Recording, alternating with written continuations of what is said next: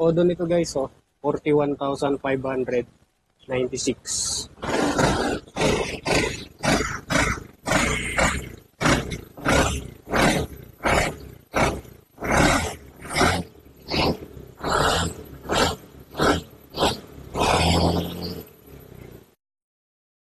Magpapalit tayo ng radiator fan dito sa ating venture.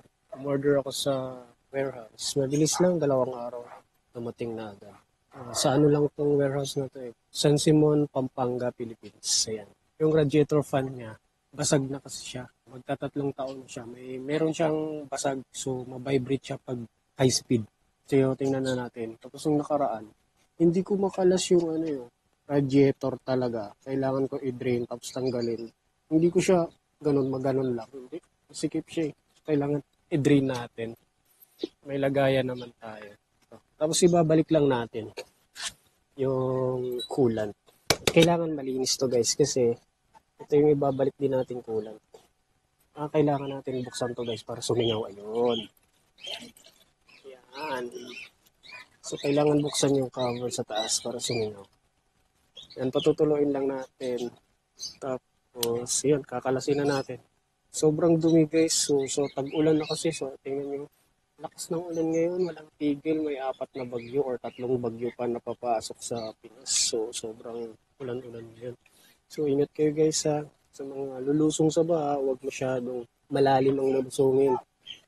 Kasi papasukin yung CBT natin. Especially dito sa gearbox dito. Kasi one time pinasok na ako niyan So meron tayong video na nagpalit tayo ng buong gear transmission bearing.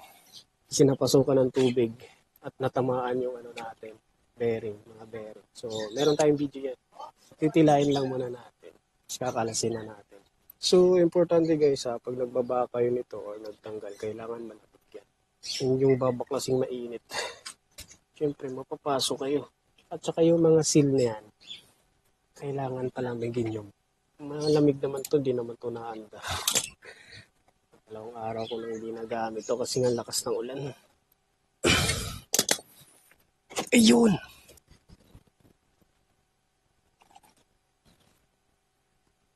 Yan. Ito yung nakuha natin guys. Tapos ito na yung coolant. Radiator. 400 ml. Ayan guys, basag no. Basag, vibrate na. So ito yung nakaraang pininturahan natin. May lamat na yung ibang Check nyo rin to guys, yung mga hose. Dapat hindi siya matigas. Sakto lang siya. So babaklasin lang natin. Basic lang yan guys. Tapos papalitan natin. Sukat nito 8 mm. Higlain nyo lang to guys kasi kumukontra to kontra sa magneto. Di ba? Paka-basic lang yan guys. 2-3 tornilyo lang.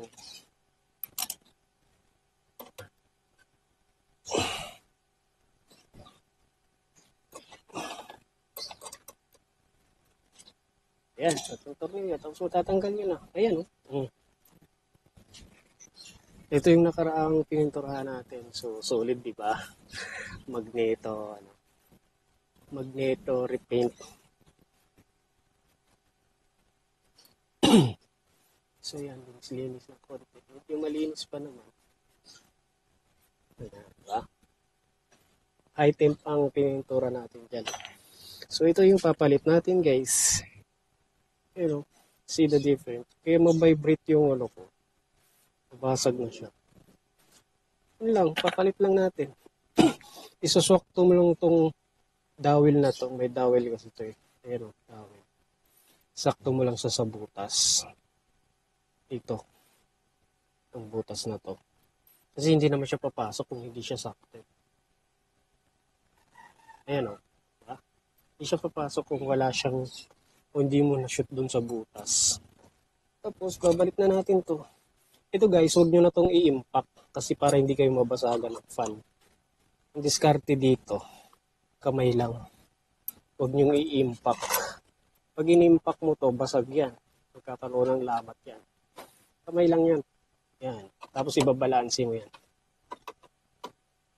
Pag higpit, wag naman tong hawakan, itong magneto yung hawakan.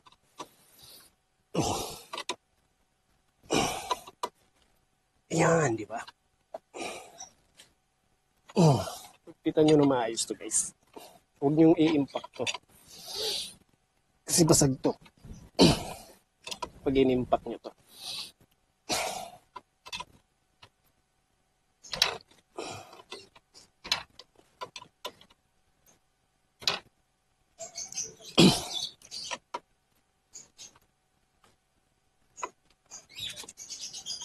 Yan.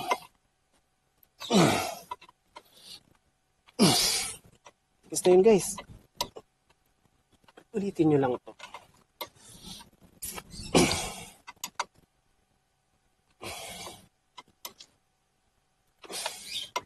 Kung hindi nyo na maikot, okay, goods na yun. Ayan, goods na. Yun lang. Babalik na natin. Diba? Kadali lang. Ayun na yung bago. Yeah, diba?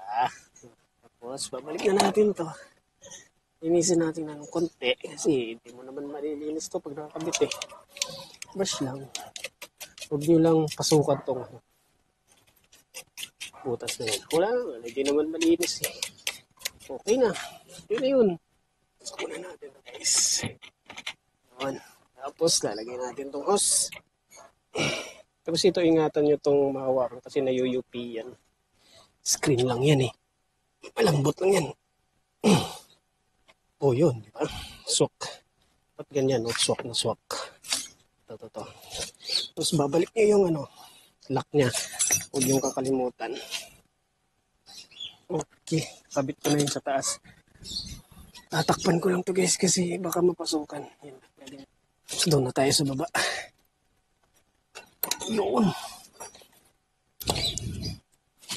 Yun, dapat ganun, guys, yung C-clamp niya dito talaga sa puno kasi may parang harang yun dito na plastic eh. Para pag clamp niya, hindi na siya makakawala. So, ganun din dito sa taas. Ayan o. Clamp din natin. Yun. Yan. Ayan na yung natin. Position ng clamp. Saktong-sakto. Nakaipit na talaga yan. Tapos, balik natin yung drain. Diba? Safe lang. Drain. Ito naman, hindi mo naman kailangan. Ito, plastic lang to, guys. Kamay lang. Okay na. Tapos, tornilyo. Tornilyo dito sa baba. Huwag nyo muna higpitan. Kakabit nyo lang muna para balanse. 4 to tornilyo lang yan, guys. Number 10. Saka nyo nahigpitan pag nakakabit na lahat. Nakakabit na lahat ng tornilyo. Kasi hindi mo siya mababalance, guys. Pag kinabit mo agad or hinigpitan mo agad, pwede mo nahigpitan. Ayan. Ayan.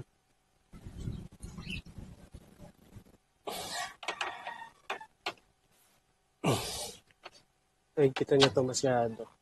Okay na. Sakto lang higpit dito kasi plastic mo dito. Tapos, balik natin yung coolant. Kaya ba? Yun, kaya naman.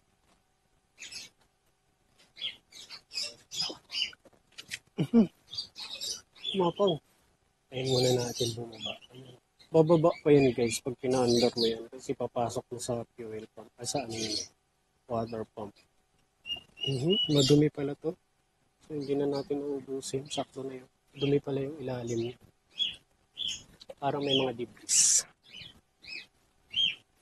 So, yun o. Nandiyan na yung level. Pag pinapa-under natin yan, bababa pa yan. Papasok yun dyan sa reservoir.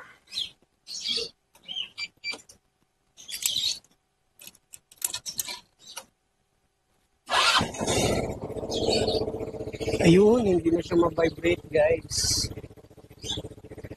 Then, bababa yan.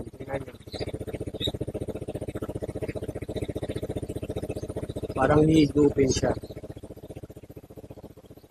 Tapos i-check natin yung level ng coolant dito sa ilalim.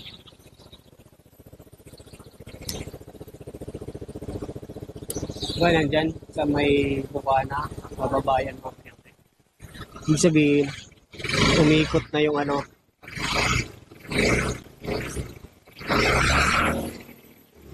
Hindi na siya ma-vibrate.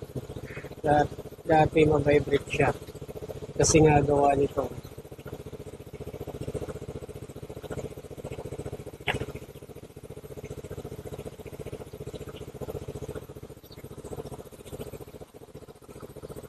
This is grip model. On your grip. Bye-bye. Odo nito guys, oh. 41,596.